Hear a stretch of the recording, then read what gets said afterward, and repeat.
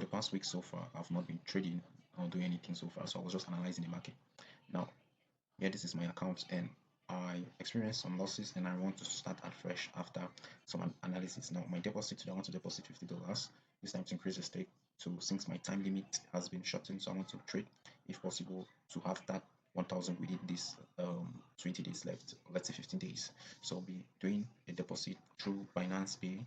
Okay, so Binance Pay is my option, and you have to be sure of your details being exact. Okay, so I'll click on continue, and I'll be redirected to the page where I'll actually do the deposit for Binance Pay. Okay, so Binance Pay is not it just is a direct um,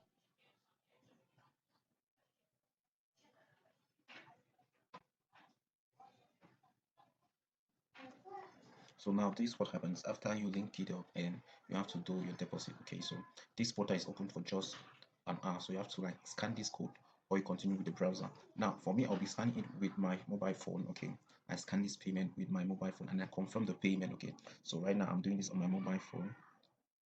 So and so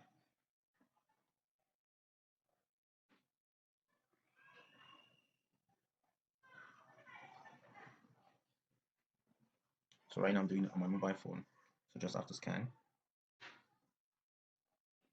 then I confirm the payment. So right now I'm doing it on my mobile phone, so just have to scan, then I confirm the payment.